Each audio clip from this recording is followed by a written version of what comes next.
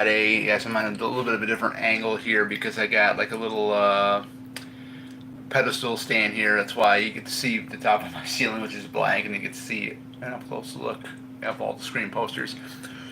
This is my pick as who was the sickest Ghostface in the Scream franchise across all 6 films that we got so far.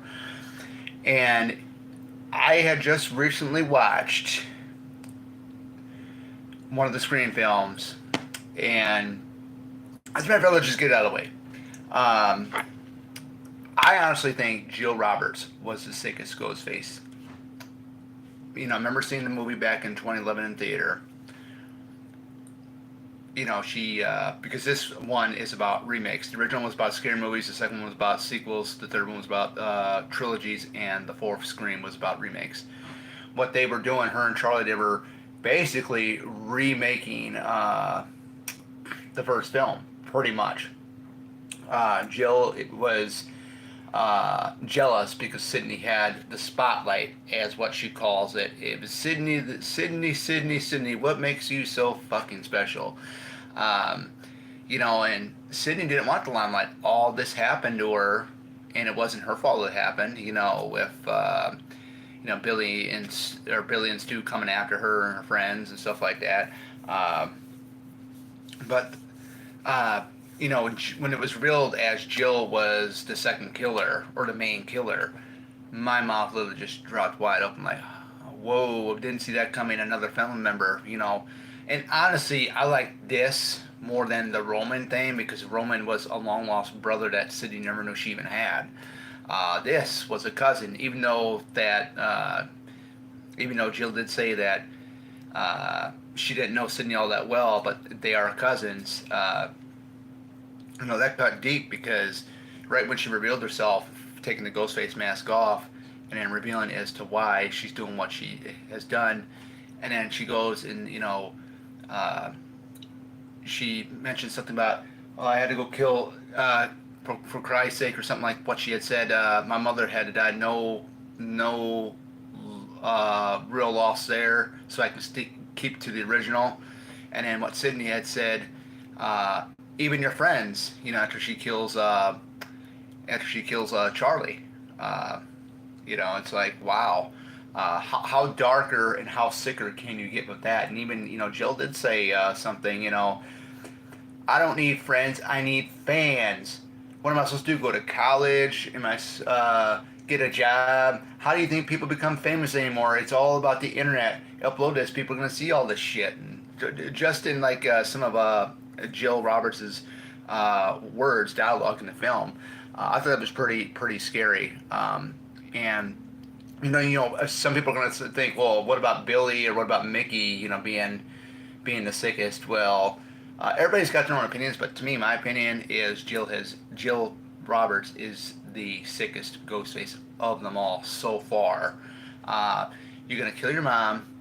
You're gonna kill all your friends. Well, she didn't, kill Kirby. That was Charlie stabbing her, thinking that he was dead. And after we were speculating, us fans were speculating for 11 years. Is Kirby still alive? Because we didn't see her actually die. And it was revealed in Scream 5 on the laptop that Richie was holding, that interview with Woodsboro survivor Kirby Reed. And then that answered our question. Yeah, she was alive when we get Kirby in Scream 6. Technically, I would have loved to seen a reaction to Kirby knowing she didn't know that Jill was the other killer. I mean, she knew Charlie was, but I would have loved to seen her reaction to Jill being the other killer, which we never did get to see. But we did get to see a little bit of a glimpse of it when we got into the Scream 6, where they're in the shrine, where Kirby is looking at Jill's Jill's platinum button-down shirt. Just her really thinking about it.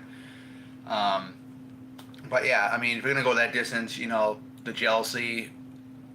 Your cousin had the spotlight, and it was always Sydney this, Sydney that. Sydney couldn't help any of that, and you wanted all that attention because you wanted, what she had, the attention, the supposedly fame, and all the other stuff.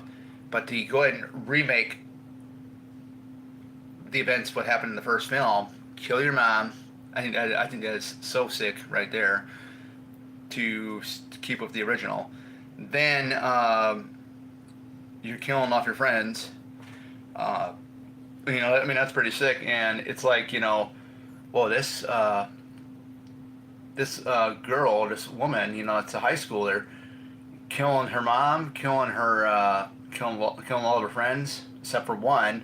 Uh, she didn't want friends; she wanted fans, and I think that is so sick because it's like you don't give a damn about anybody, and I think that is so cold hearted, so sick in its way, and like what Jill even said, isn't that sick? Sick has become the new sane. In reality, I mean, the Scream movies are pretty much based on reality, what happens in real life, pretty much. Anybody can dress up in a Ghostface mask and go ahead and kill somebody. Um, but,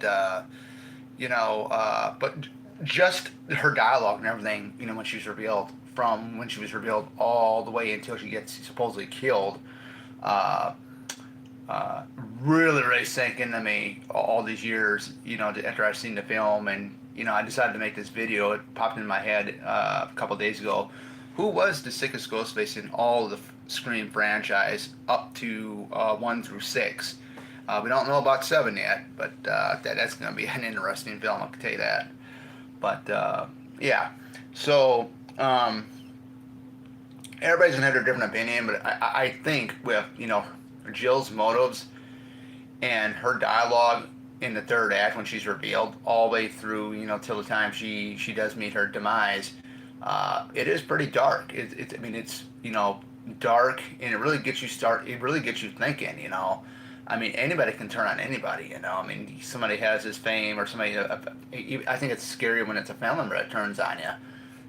It just there's just something about the way she delivered it, especially when she was trying to set it up that Trevor was the one that killed everybody when it was, originally her and Charlie, having her part of her hair pulled out, taking Trevor's hand, scratching her face,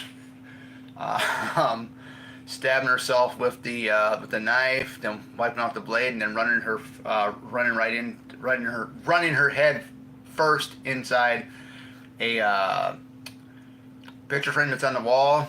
And then the thing that really got me going was too, and I know I talked to my buddy about this, I think we both looked at each other, and our mouths were like dropped wide open when she jumps up in midair and lands on that glass table and breaks it. Oh, that to me went to the extreme. So hands down, she's right up there with my favorites. My favorite is of course Stu. Of the Ghostface, my favorite is Stu and Billy. And then I would probably have to say, out of the females, as much as I love Mrs. Loomis, I probably would have to say Jill's right up there. But other than that, guys, that is it. I hope you guys love this live stream. Hope you guys are going to have a great start to your weekend. Unfortunately, I do have to work.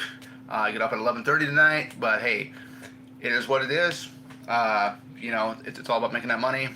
And, hey, I have the weekends off, so really looking forward to that. Catch you back here later. Take care, and everybody be safe.